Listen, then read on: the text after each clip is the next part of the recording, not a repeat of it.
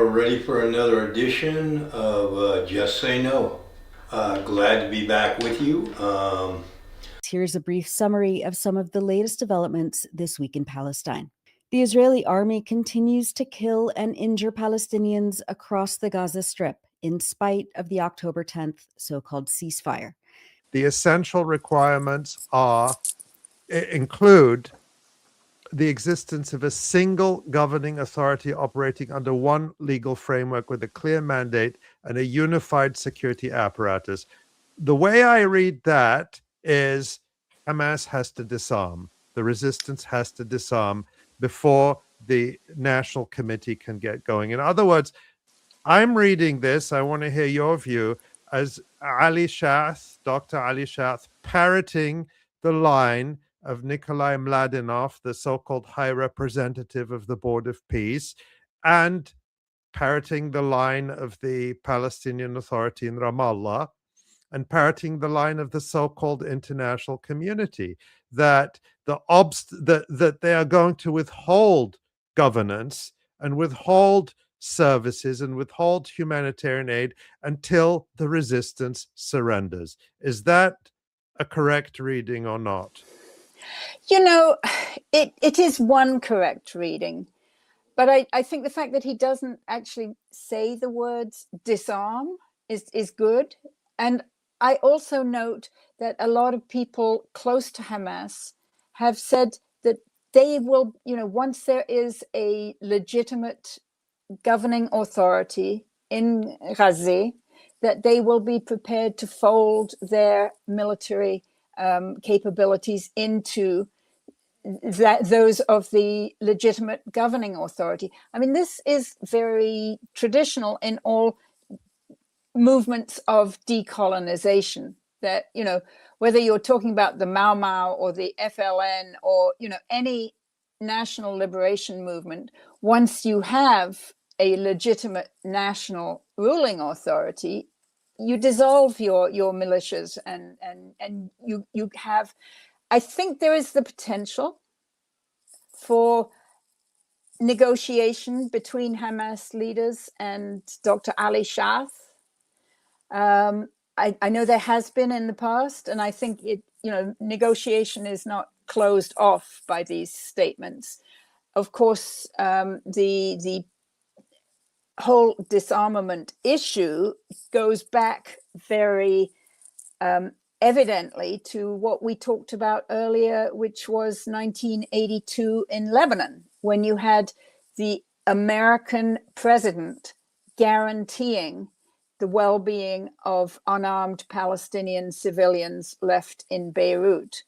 And ever since then, Palestinians have said, what is the value of an American presidential guarantee? I mean, it's a conundrum for the whole world to take on. But obviously the authorities in Gaza have to figure out how to serve the best interests of the people there. And they need all the support and all the help from everybody around the world. I think, I must say, I wish that in paragraph 1 of the Memorandum of Understanding, I wish that the Iranians had held out to specify not just Lebanon, but also specify Gaza or Palestine more broadly. I guess, they got 3 mentions of Lebanon there, and the only possible reference to anything in Palestine is permanent termination of the war on all fronts, including in Lebanon. Mm-hmm. And I guess yeah, this is what they felt they could get.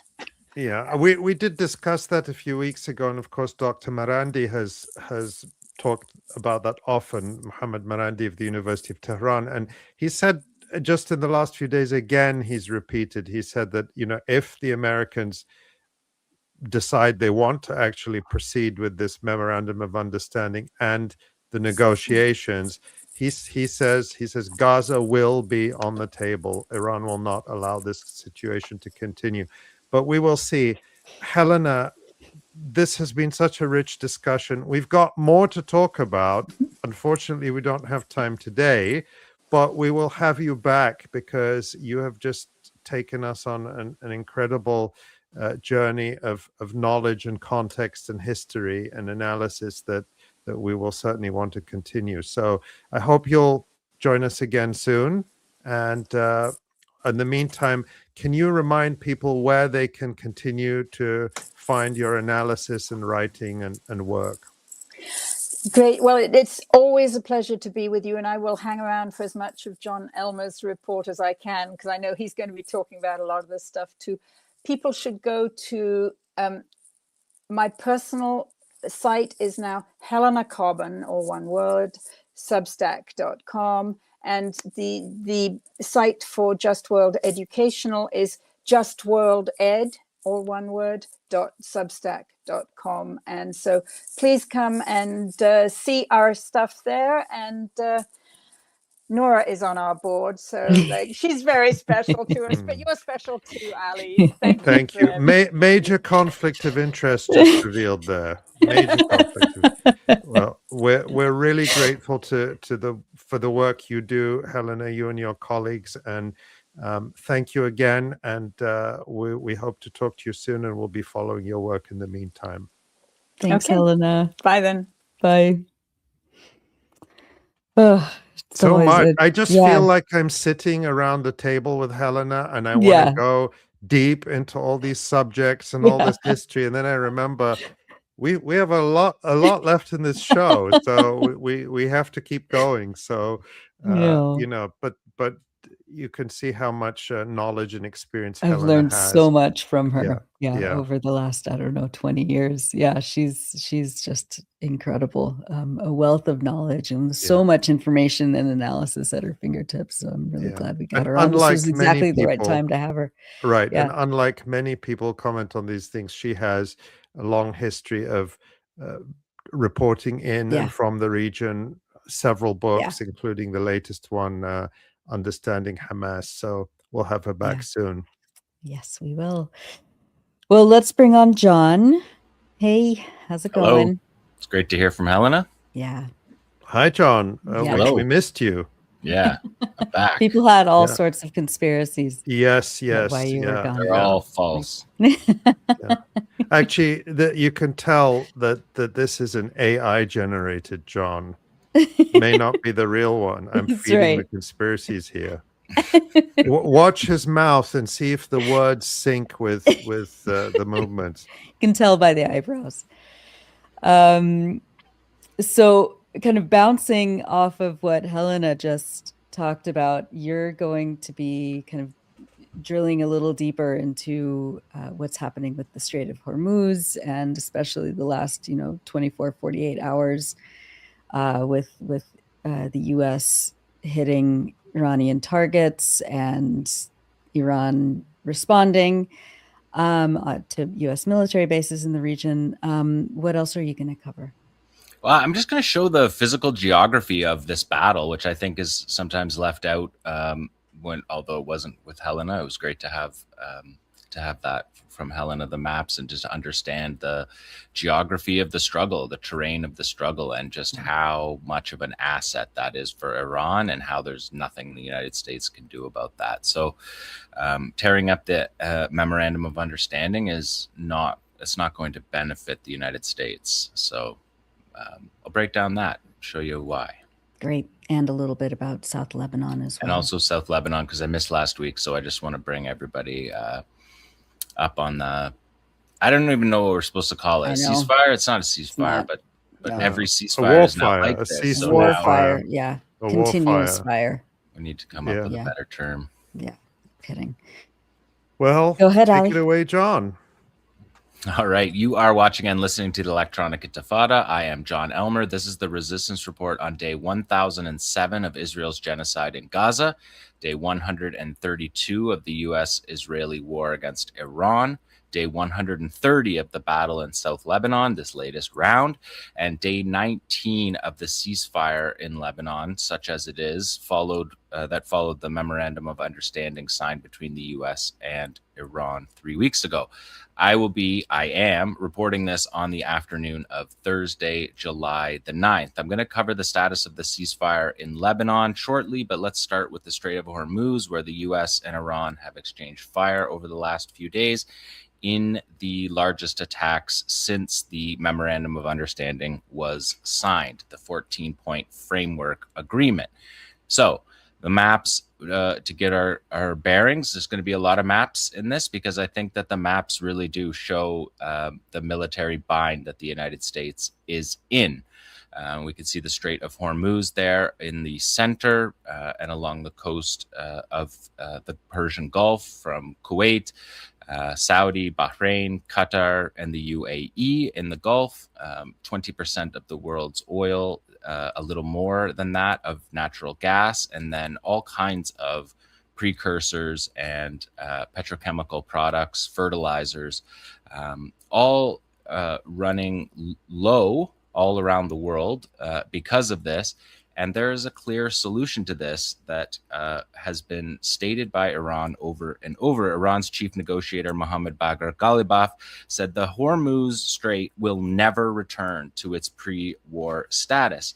The MOU point 5 says, understanding the signing of this MOU, the Islamic Republic of Iran will make arrangements using its best efforts for safe passage of commercial vessels with no charge for 60 days. The Islamic Republic of Iran will conduct dialogue with the Sultanate of Oman to determine the future administration and maritime services in the Strait of Hormuz in discussion with the other Persian Gulf littoral states and in line with the application of international law and sovereign rights of the coastal states of the Strait of Hormuz. Has nothing to do with the United States, as was previously mentioned, nothing to do with CENTCOM. This is Iranian territorial waters that after the United States and Israel launched an unprovoked war of aggression on the state of Iran, Iran closed down that Strait of Hormuz to the parties to the conflict.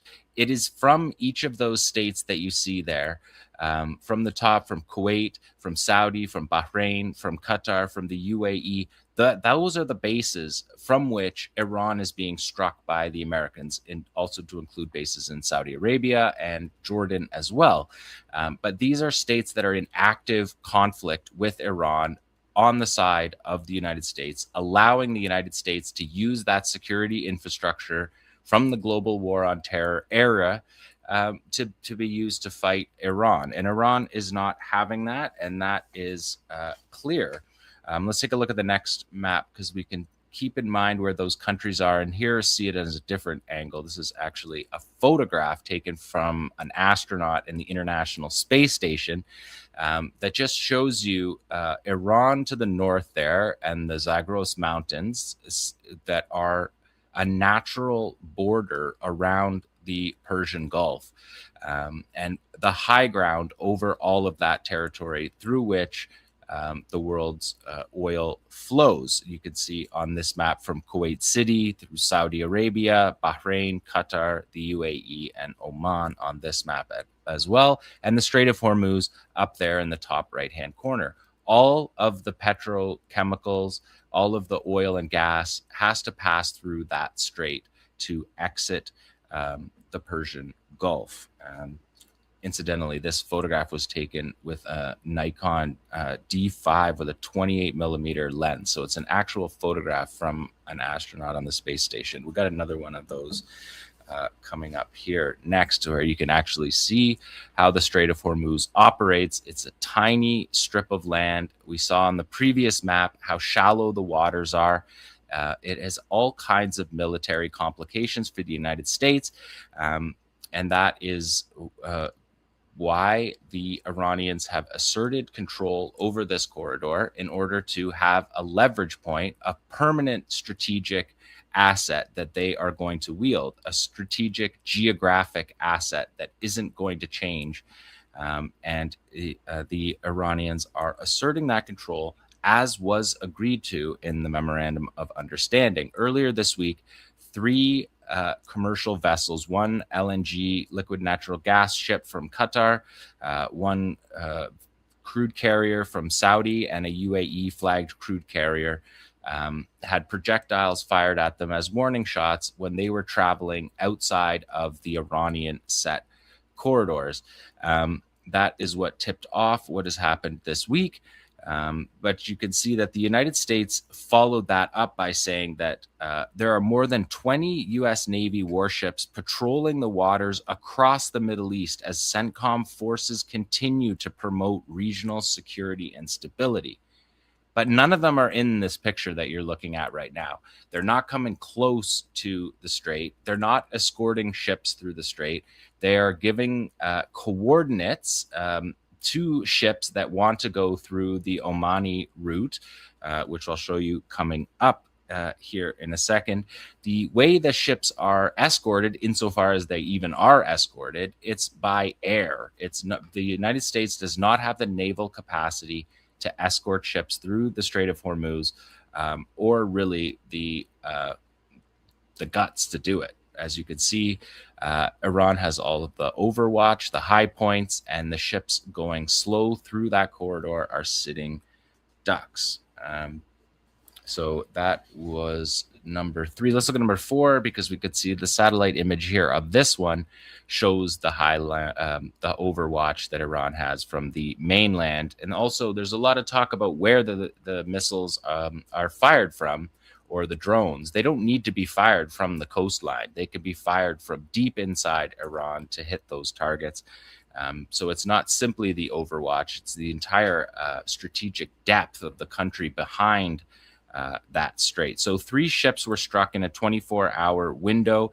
Iran did not take credit for those ships, though their foreign ministry did say that the ships were traveling in the Omani corridor, not through the approved corridor that Iran has stated. The Iranian armed forces said yesterday that it is declared once again that the only safe passage for transit of commercial ships and oil tankers in the Strait of Hormuz is the route determined by the Islamic Republic of Iran. You can take a look at number 5 here, and you can see the strategic importance of the Persian Gulf that we looked at in those other photos, because this one shows you all the key oil refineries and terminals all along the coastline of the Persian Gulf there in front of Kuwait and Saudi, Bahrain, less in Bahrain, but in Qatar.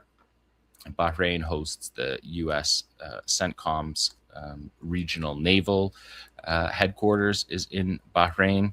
But you can see both in this map where the key refineries are, all of which could be targeted if Trump wants to escalate this war, and also the proximity of these countries. They're able to be hit. Iran is able to hit U.S. bases in these areas because they are so close, and they can use missiles, as we'll see coming up here shortly, that are very accurate and effective missiles.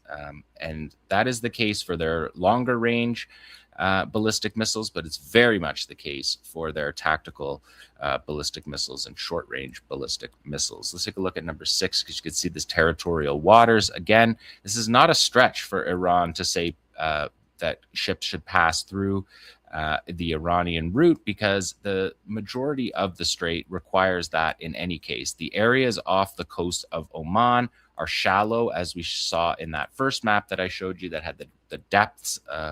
They're shallow. It's not the best route through there. The United States is trying to pose a secondary route to try to deny Iran this asset that came out of a war that the United States launched. Let's take a look at the next slide. This is the Iranian IRGC Navy map that was put out. Again, there's been minor minor tweaks to it, but only in the smallest ways. And those are projected over voice over radio to the ships that are safely transiting through the Iranian route. And over the past, before this week's dust up and the exchange of fire, the Iranian route was working well and increasing traffic from effectively zero through the Strait of Hormuz, up to as much as a third of what the pre-war levels were. And firing on the ships is a message to the underwriters, to the insurers, to follow the rules of this corridor. And Iran is not the only one that exerts control over its territorial waters. Other countries do this. Turkey does this as well. In Canada, Arctic, we have transit fees in Canada as well. So this is not something that Iran has pulled out of a hat. There's a long record for it. And that is why Iranians have said that they're willing to do this through established international norms. So let's take a look at the next map, because this shows where the ships were hit. This is a map put together by Mensch Osint, who does an excellent job tracking this stuff, and I appreciate being able to use his maps here that show very clearly the ships that were targeted are all in the Omani Channel. They were all traveling with their AIS off. They were trying to go stealth. They're spoofing. They're jamming. They're not showing up on the tracking systems. They're trying to go dark through this area and undermine the peace agreement that was signed between Iran and the United States. So Iran asserted control with warning shots. They're not trying to sink these vessels. They're not trying to blow up the liquid natural gas carrier, which is basically a floating bomb. These are warning shots to have them turn around and go through the established route. So these, as I said before, it was a Qatari liquid natural gas tanker, a Saudi-owned very large crude carrier, and a UAE associated tanker as well in there. You can see it up at the top there. That is the UAE-owned one. So 3 parties to the conflict, 3 countries that are using their bases to attack Iran, are not following the memorandum of understanding that was signed between the 2 countries. Whether Trump says he's ripping it up in the last 2 days, I'm not going to get into that this week. We're not chasing Trump's idiotic statements all over the place. He has no idea what he's talking about, so he's not adding anything to this by saying that the MOU is dead. He just gets really upset when his forces get targeted and these bases, every single time these bases are hit, it always takes a few days to get the satellite images. Of course, American satellite providers have blocked our access to these satellite images because of the embarrassment of these strikes. So Trump gets upset and says dumb things. We won't track that here, but we'll track what actually has gone on. If we look at the next slide, you can see the 2 warning messages. A tanker reported being hit by an unknown projectile on the port side, causing a small fire while traveling southbound. No casualties or environmental impact reported. And you can see the location of that on the map again in the Omani route, not in the north, in the Iranian route, according to the memorandum of understanding. So these are clear ceasefire violations. The Iranians have made that clear. We can see it on the next one as well. This is the UKMTO, is the Royal Navy, the UK Navy's monitoring of ship traffic. So there again, you see that ship was clearly in the Omani route, and again, that's just minor structural damage, no casualties or environmental impact reported, and the vessel is continuing on its way. These are warning shots. These are not attempts to murder international sailors, merchant marines. Let's take a look at 13. These are the operations that the Iranians launched after the United States strikes. Again, every single time Iran matches. These are apparently you can tell by the propellant exhaust that these are solid fuel. These are probably Fatah 110 short-range tactical ballistic missiles with very high accuracy compared to other missiles. They're the most accurate missiles, and they're short distance. So these are the missiles that are hammering the U.S. bases in Kuwait, Qatar, and elsewhere. Although longer range ballistic missiles were fired this morning at Muwafaq al-Salti Air Base in Jordan, which is one of the major hubs. The Fatah 110s are a 500 kilogram warhead. And as I said, you could tell by the white consistent exhaust from the propellant there that we're looking at solid fuel. So you can assume that we're talking about Fatah 110s here, Fatah family, at least missiles here. These were targeting Ali Al Salam Air Base in Kuwait, Muwafaq Al Salti in Jordan, the 5th Fleet in Bahrain, and Al Udeid Air Base in Qatar. The United States said that they carried out 80 strikes on the first day and 90 strikes yesterday. Iran said 85 strikes in response to the first day, and we haven't seen their total for today, which they will surely respond to as well. Let's take a look at number 14, because the Resistance Report always likes to bring you a drone being destroyed. Done it dozens and dozens of times. This is one of 30 plus MQ-9 Reaper drones, the flagship drone of the United States Air Force, shot down. You're going to see it blown out of the sky in a moment here. They've got it on lock for a long time with a secondary reticle here from the ones, because there you see what appears to be possibly a drone that struck that. Unclear. Need to get a clearer picture of that. But again, on the way down, people who watch the Resistance Report know these images. They're all the same. We've seen them 30 times in Iran, 25 times in Yemen. The Israelis admitted dozens lost of these comparable drones lost in Iran, and we've watched them lose somewhere between several and many in Lebanon.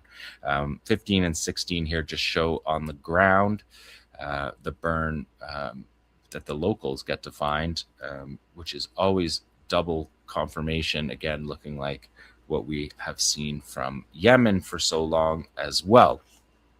And then just take a look at number 17. This is the International Monetary Fund tracking transits in and out of the Gulf, in and out of the Strait of Hormuz. So on the left side, you see there is when the war is beginning, drops off to basically zero.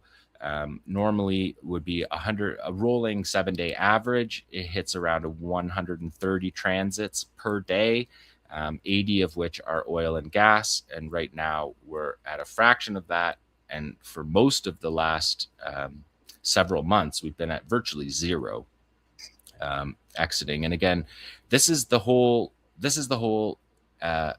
strategic outcome of the Strait of Hormuz. And that is, the Iranians have the global energy market by the throat here. They have their lever of control in this region is now impacting the entire world. So the question is how long the United States want that massive gap that you see in March, April, May, and June. And you start to see it at the end of first 3 days of July, you start seeing it go up. Lloyd's of London, which is an insurance underwriter, they were talking optimistically about how more ships were traveling, were comfortable with the route and whatnot. And that just, that was blown up this week with the events this week. And Trump said that, Trump said repeatedly he doesn't want to be Herbert Hoover, who was the president that took the U.S. into the Great Depression. And he's talking about it as a global depression. Trump said previously that there was only 4 weeks of strategic petroleum reserves, and after which you'd have no oil, which I'm paraphrasing, but that's basically literally what he said. So I'm not sure this game of chicken in the Strait of Hormuz is going to benefit the United States. Again, 20 plus million barrels a day, 20% of the world's oil, and more than that of natural gas. And we have entire states, Iraq, Kuwait, they've been at zero crude output for the last 3 months. They're just beginning to dial up the first to register their first exports. Let's take a look at number 18, because this shows this is not an Iranian-aligned outfit. This Kepler is a maritime tracker, and there you can see in the north, if you follow the North Channel, you can see it works perfectly well. You go in, you go out. It follows exactly like those maps we showed, green going in, red going out. And then you see, again, people trying to sneak to the bottom one, to the southern one off Oman. You see them turning off their transponders, going dark, subterfuge to get themselves to the other side of the corridor of the strait in violation of the agreement. Lloyd's List Intelligence, these are the insurance underwriters, vessel tracking identified 33 Strait of Hormuz transits on Tuesday when this all started. But in the wake of the latest attacks, no traceable transits were recorded in the southern corridor on Wednesday. So Trump is closing his corridor by violating the MOU. It only strengthens Iran's hand. I wanted to show you these maps because this war is not going away, and these are going to be relevant understandings, foundations for how we address this conflict going forward, because all signs show that this is not going to hold up. Now, let's take a turn to Lebanon. I was away last week, so I just wanted to get up to date, tie a bow on the Lebanon front. And again, it's the maps that I've shown you from before. The area of the battle is marked here south of the Litani. That's the only significance of the red in this map, is that is the zone that this stage of the war was fought in. And I keep bringing you this map first because it just shows you the basic geography of the areas. Yahmor above Metula there, that is Beaufort Castle. And just above that is the Ali al-Tahir ridge line that overlooks Nabatea, which you can see on that map. And you can see the Galilee Panhandle up to Metula. Metula is inside what is now northern Israel. And just to point out that in the memorandum of understanding, the MOU, ensures the territorial integrity and sovereignty of Lebanon. And when the MOU was signed, Trump said there must be no more attacks from Israel anywhere in Lebanon.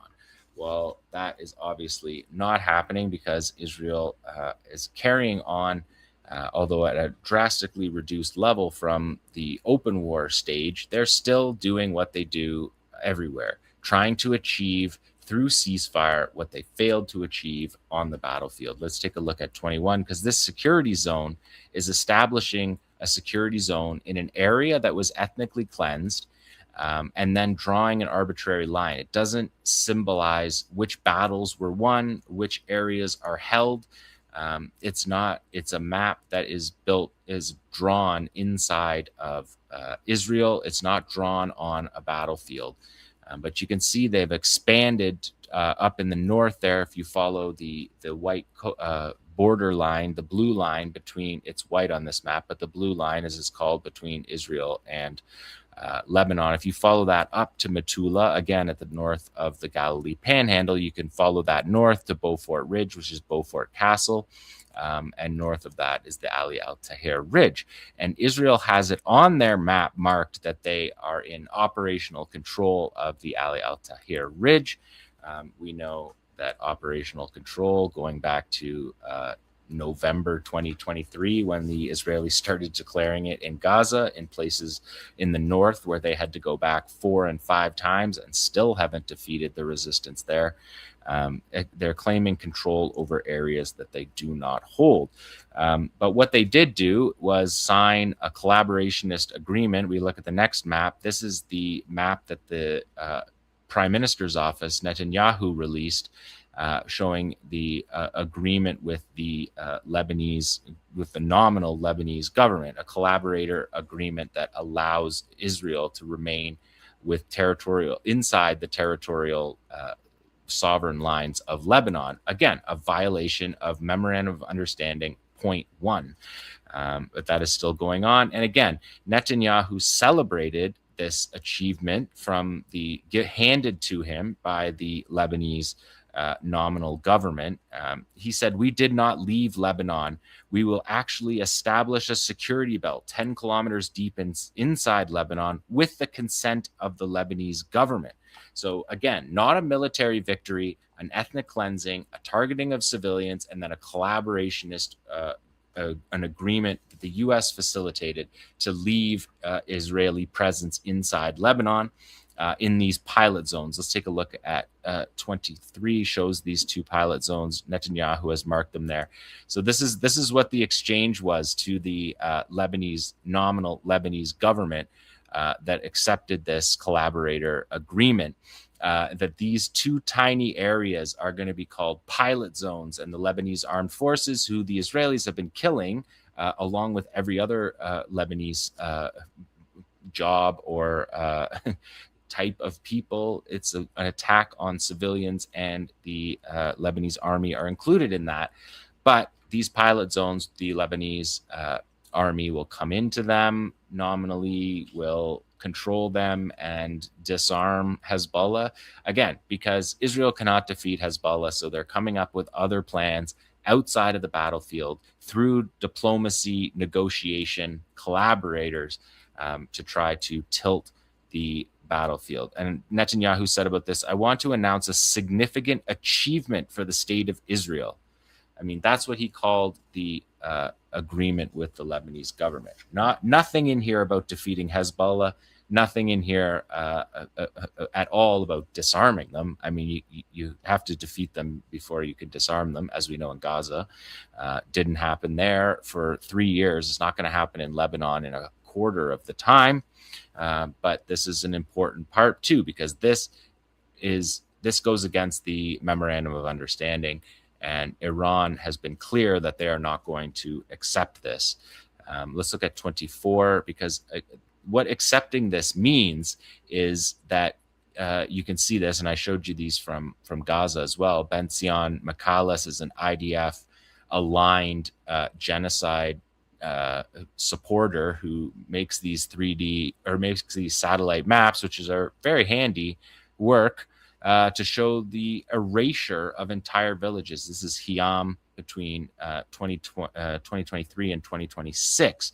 And the Israeli defense minister, who, by the way, is a political lackey, he is not a military man, he framed it this way. According to the defense minister, in the western and central sectors of South Lebanon, there is almost 100% destruction of the villages along the line of contact, while in the eastern sector, 73% of the villages are destroyed. He says that some 600,000 Shia from villages in South Lebanon have fled, and another 7,000 have been displaced in the Dahia, in the stronghold of Beirut. Again, not a military man, not touting military victories, touting ethnic cleansing and the destruction of civilian homes as their military purpose, because they can't defeat the resistance on the battlefield, and they didn't. Just to say to our regular viewers, the way that the ceasefire came, there's actually 0 Hezbollah videos released or field reports released while I was away. So you didn't miss any breakdowns of any videos. We broke down every single video from this stage of the conflict thus far. So you're not missing anything. But let's take a look at 25, because last show I was talking to you about the Battle of Ali al-Tahrir Ridge, and the map that I just showed you where the Israelis say that they're in control of that. Hezbollah released a statement just after the ceasefire saying the Islamic resistance categorically denies what was published by the official entities belonging to the Israeli enemy army regarding control over Ali al-Tahrir Ridge on the eastern outskirts of the city of Nabatea. It confirms that the hill is free of any presence of the occupation's forces and that it remains held by the resistance fighters who exercise their control over it, and they are in full readiness to confront any attempt to advance or any incursion carried out by enemy forces. So the Israelis made a big statement. They've repeated that the Israeli soldiers are above ground and the Hezbollah fighters are underground on Ali al-Tahrir Ridge.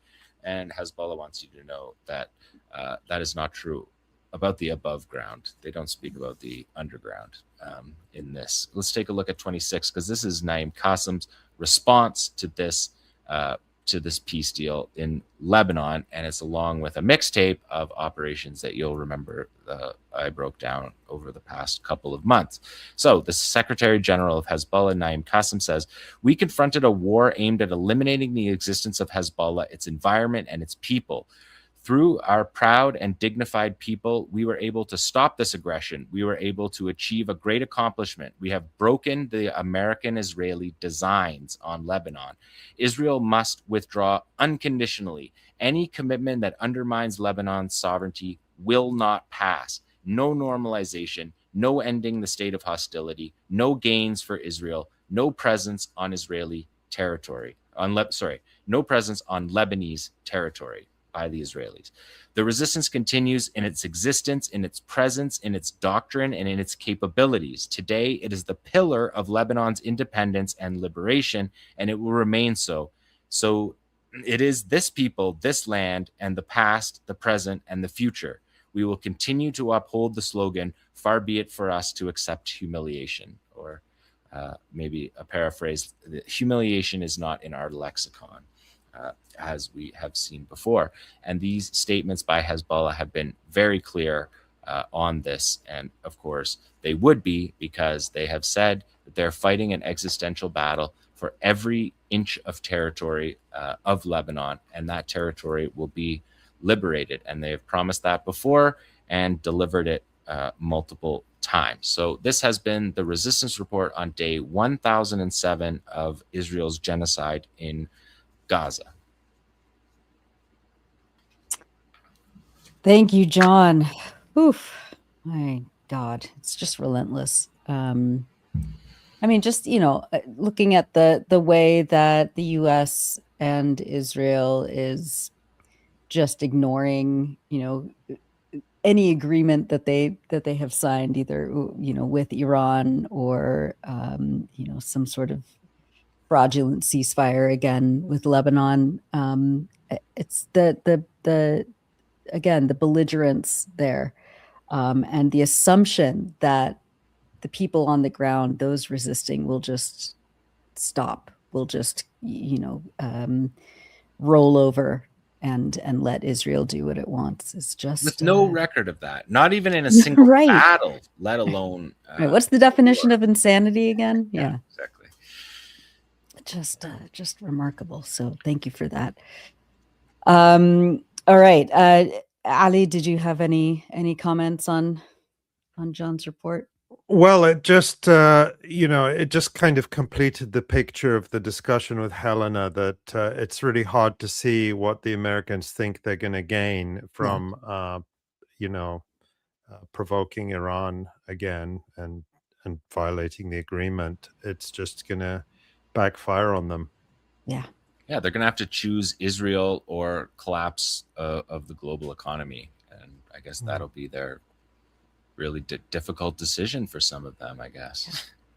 Imagine. Perhaps not. Yeah.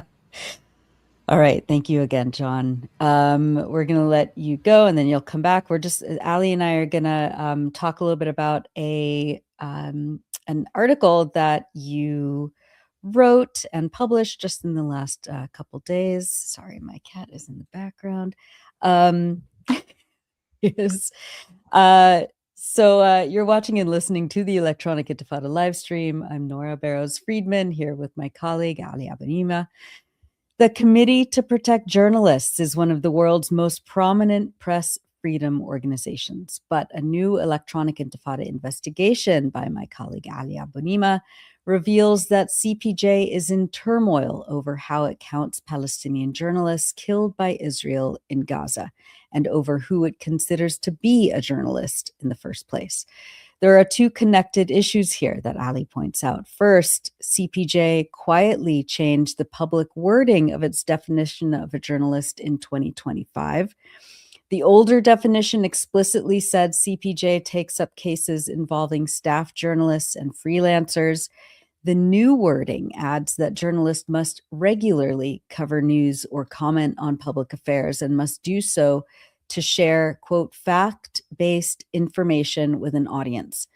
Current and former CPJ insiders say that that narrows CPJ's mandate without public notice or debate. And secondly, internal board emails seen by the Electronic Intifada show that CPJ board chair Jacob Weisberg launched a renewed effort in June 2026, just last month, to revisit who is a journalist. And that effort considered excluding journalists linked to alleged state-backed propaganda or terror-affiliated organizations, disinformation, or certain unspecified behaviors and activities. And all of this was happening as Israel and its supporters were attacking CPJ's database of journalists killed in Gaza. CPJ has now confirmed to the Electronic Intifada that it is reconsidering the status of at least 4 Palestinians it had removed from that database as not journalists or media workers, despite public evidence identifying them as journalists, photographers, or media workers. Ali, this is a major story, and there are several layers to it. Let's start with the headline finding CPJ is now reconsidering the removal of killed Gaza journalists from its database. And so walk us through this. What exactly did CPJ confirm to you? Thanks a lot, Nora. Yes, CPJ confirmed that at least 4 cases are now under review. Ahmed Fatima, Mohammed Al-Jaje, Asad Shamlakh, and Mohammed Abu Matar. These are 4 Palestinians who had been removed from CPJ's public Gaza casualty records after CPJ claimed they were, quote, not journalists or media workers. And, you know, that caused a lot of upset to people because Israel, as we'll talk about, has been trying to discredit the database and discredit and dehumanize Palestinian journalists. But when we asked CPJ for evidence of why they had removed these 4 individuals, CPJ told us that it is now re-examining whether they should be included as media workers, and that all 4 of these cases are under review after they've already been removed from the database. So it seems that CPJ is reconsidering them. Well, let's talk a little bit about those 4 cases. Who were they? Who and why do the removals raise serious questions? Yeah. So these 4 are among 20 people that CPJ says it has removed from its database for various reasons. And some of those removals are clearly legitimate. For example, in a couple of cases, they discovered that the person was still alive. So obviously, they should not be in a database of people who are killed. And of course, in every database, there can be mistakes. And when you discover mistakes, you correct them. That's not controversial at all. There have been cases also where they claim or they assert evidence that the people were actually military combatants at the time they were killed. Well, if that's the case, then you might remove them. But it's important to point out that these are marginal. These are very few cases, and what's concerning is the bigger issue of redefining people who are journalists or media workers as not being so. And so with these cases, just to emphasize 2 of them, Ahmed Fatima, who was removed from the database, worked with Press House Palestine, a well-known Gaza media nonprofit, and Mohammed Al-Jaja also worked there. He was the personal assistant of Bilal Jadallah, who is the founder and director of Press House Palestine, who was also murdered by Israel in the first weeks of the genocide. In a profile of Press House Palestine that The Guardian published in June 2024, it described Ahmed Fatima and indeed Mohammed Al-Jaja as being part of a small group that stayed behind at Press House during the first days of the genocide, despite the danger they faced as Israel began its massive bombardment. And it said that they stayed behind because they were so dedicated to their work there. The Guardian also reported that when Mohammed Al-Jaja was pulled from the rubble, his Press House flak jacket and press card were placed on top of his body, and there's actually, there was video that circulated of that online that I included in my article, and there you see the photo of Mohammed al-Jaja. I was in touch with Press House board member Hikmet Yusuf when I was reporting this story.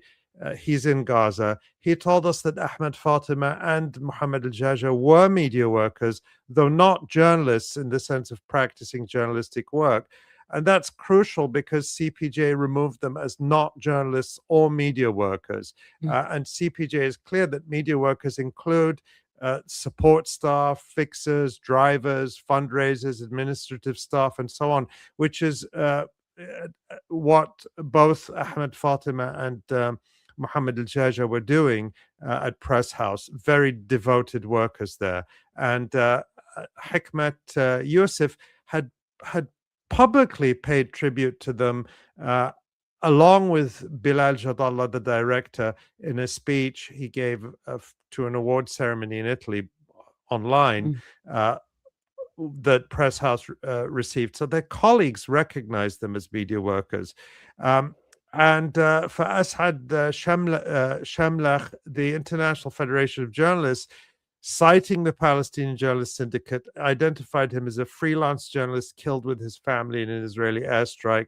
The IFG also identified Muhammad Abu Matar as a journalist, and Wafa, the Palestinian news agency, reported that he was a freelance photographer working with international agencies and covering Israeli military operations when he was killed. So that's the public reporting on these individuals who were removed from the database. Yeah.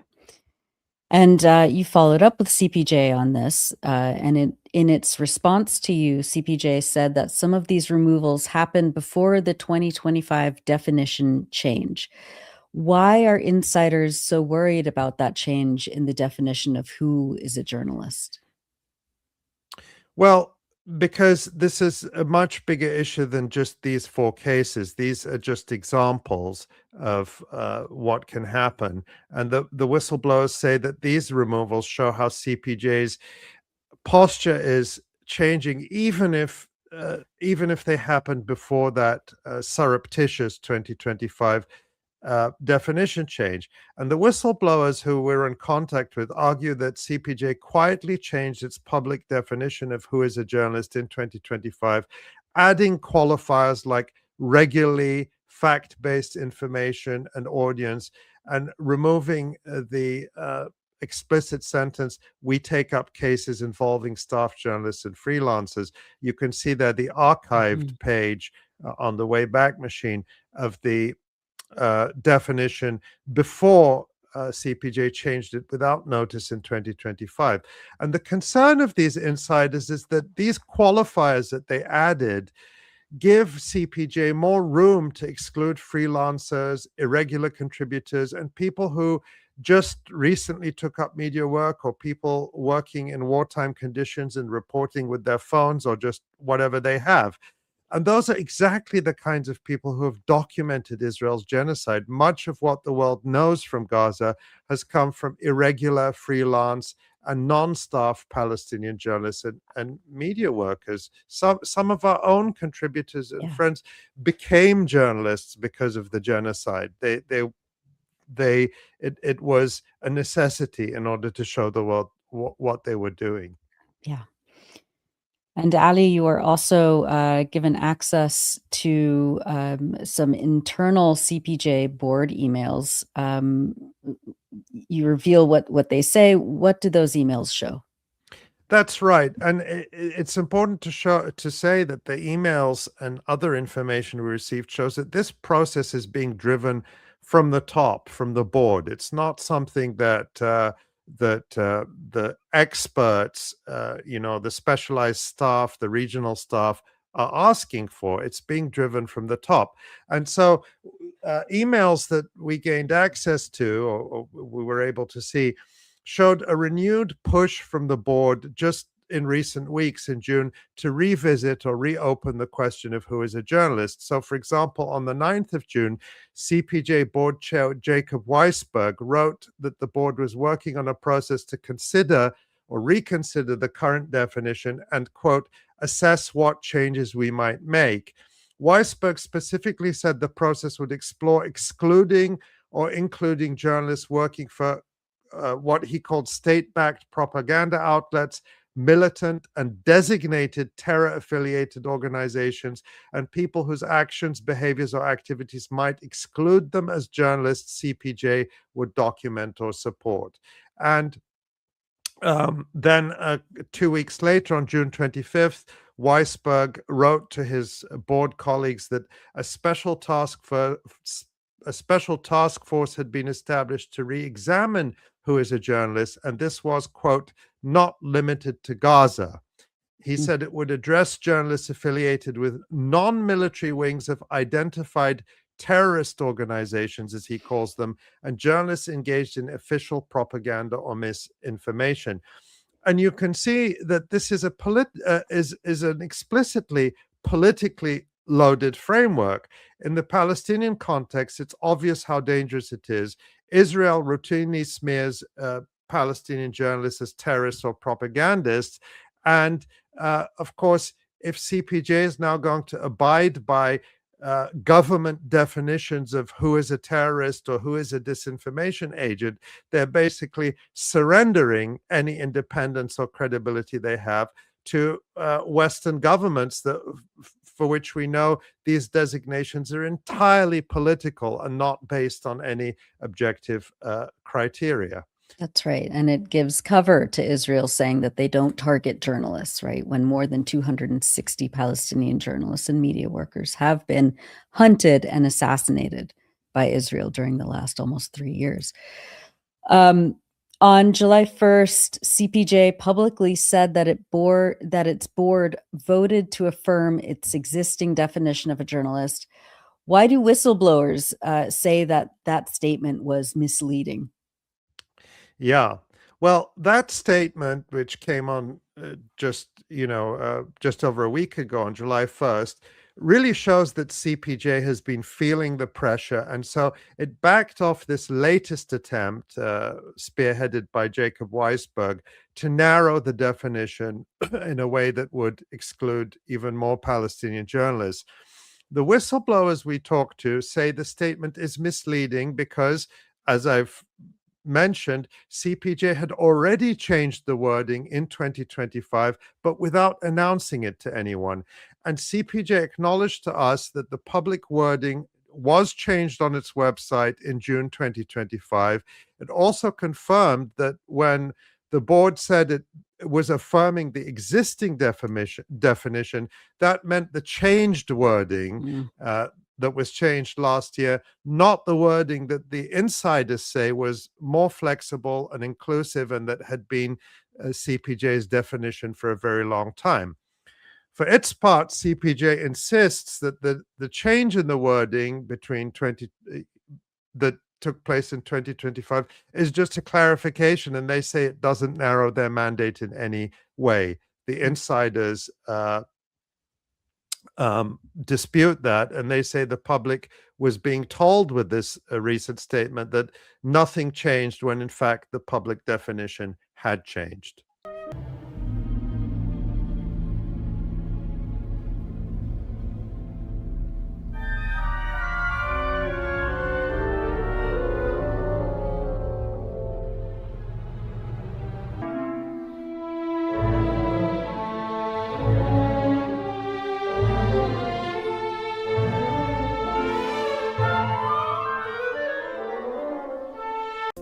Thank you. Just Say No. All right. Thank you for joining me on Just Say No and the Electronic Intifada. Have a good evening. Thank you.